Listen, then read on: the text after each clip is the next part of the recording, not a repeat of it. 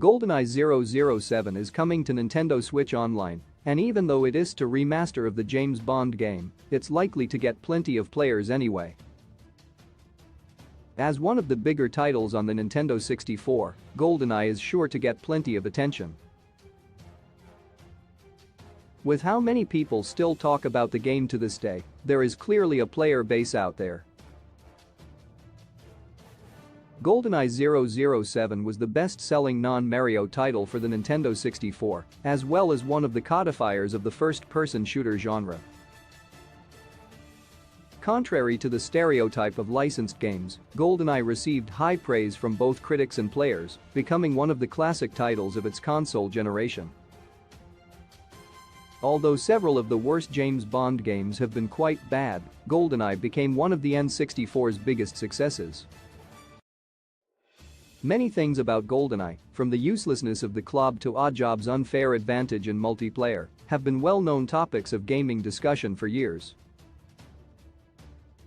The most famous aspect of GoldenEye is its multiplayer mode, and deservedly so. Although the first-person shooter genre had been around for some time thanks to titles such as Doom and Quake, GoldenEye brought something new to the genre. In addition to proving that such games could perform well on console, it also brought multiplayer action. Using split-screen multiplayer similar to Mario Kart 64, up to 4 players could play matches against each other as a wide variety of James Bond characters.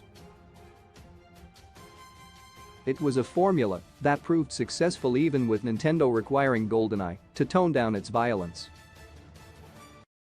With the announced addition of online multiplayer for the game's NSO port, GoldenEye's classic multiplayer can come to a new generation of players across the world.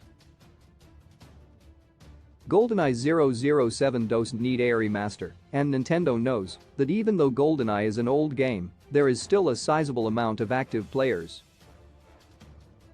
GoldenEye has a very dedicated speedrunning scene of players who have been working hard to beat world records, both for single levels as well as the whole game.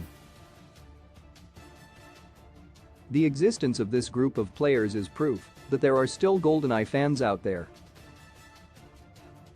The NSO release could lead to a new speedrunning category, bringing forth more players seeking to be the best as GoldenEye speedrunners are breaking world records to this day.